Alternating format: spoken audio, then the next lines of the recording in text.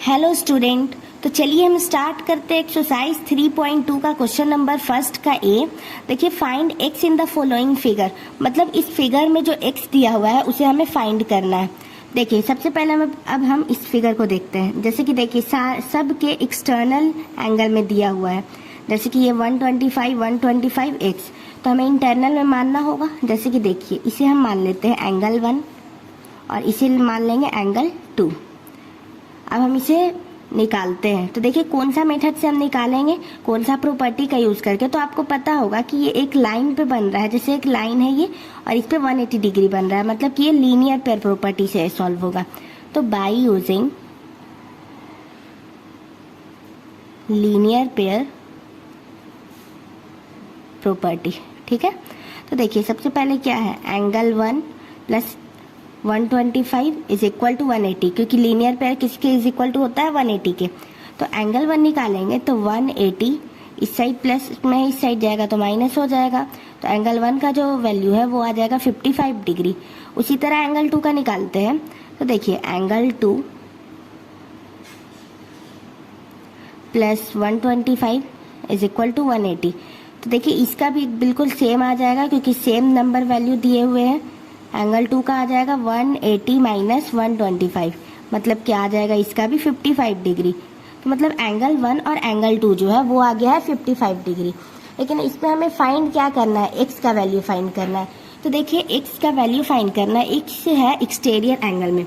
तो देखिए ये एक बहुत इंपॉर्टेंट है, आपने पहले पढ़ा होगा, अगर नहीं पढ़ा होगा तो अभी आप देख लीजिए कि जो भी एक्सटीरियर एंगल बाहर रहता है वो अंदर अपोजिट एंगल जो दिए हुए होते हैं, ये दोनों जैसे कि अंदर है और अपोजिट एंगल है, तो वो उसका इज इक्वल टू होता है।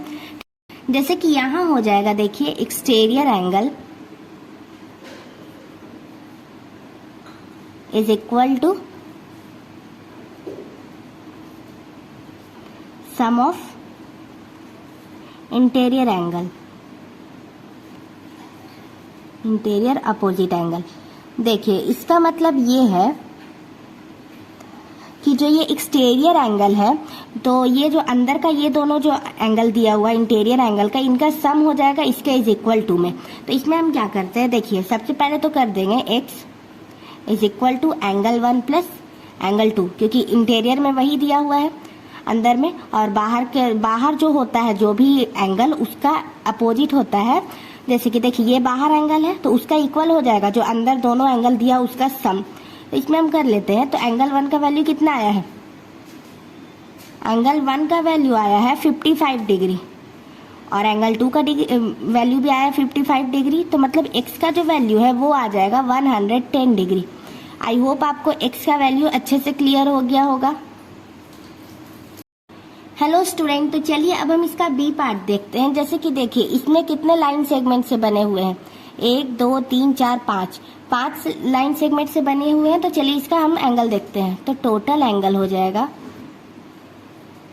मतलब कि ये पेंटागन है, तो n-2 इंटू 180 ये फॉर्मूला है। नंबर ऑफ साइड्स कितने हैं, 5 - 2 इंटू 180, 3 इंटू 180, मतलब कि इसका हो जाएगा 540 डिग्री। आई होप आपको अच्छे से समझ में आ गया होगा।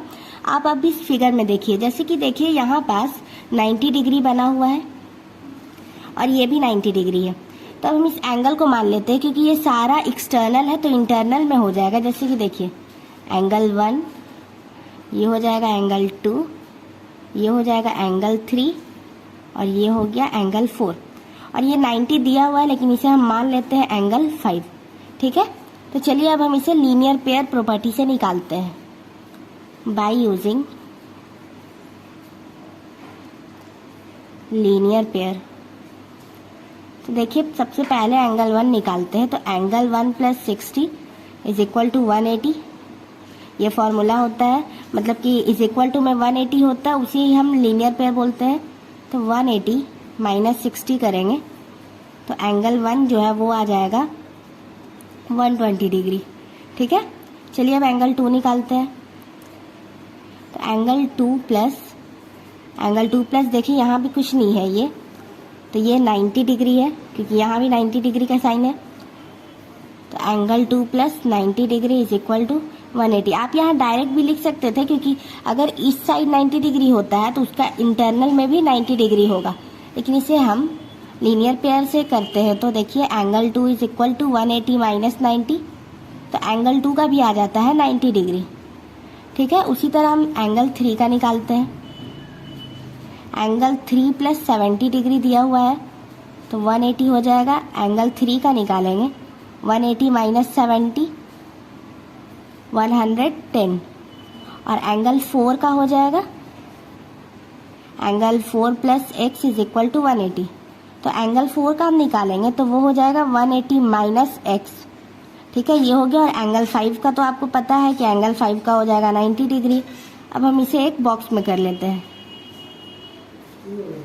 एंगल 1, एंगल 2, एंगल 3, एंगल 4 और एंगल 5, ये हो गया। आई होप आपको इतना अच्छे से क्लियर हो गया होगा। चलिए अब हम इस साइड निकालते हैं इन सब का सम। तो देखिए angle 1 plus angle 2 plus angle 3 plus angle 4 plus angle 5 is equal to 540 degree.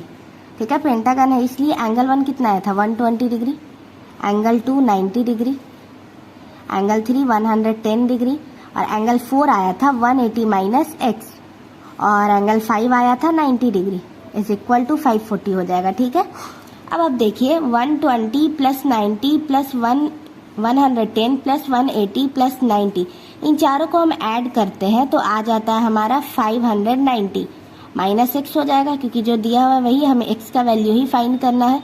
तो देखिए इस साइड हो जाएगा minus x is equal to 540 minus इस साइड प्लस में इस साइड जाएगा माइनस 590। माइनस एक्स का जो वैल्यू है वो आ जाएगा, हम 540 माइनस 590 करेंगे तो माइनस 50 डिग्री आ जाएगा, क्योंकि देखिए 590 बड़ा है 540 से, तो साइन 590 का आ जाएगा। माइनस से माइनस हम कैंसिल कर देंगे तो एक्स का जो वैल्यू है वो आ गया 50 डिग्री। आई होप आपको ये एक्स का वैल्यू अच्छे से क्लियर हो गया होगा। हमें एक्स का वैल्यू ही फाइंड करना था ए में भी और बी में भी। ठीक है।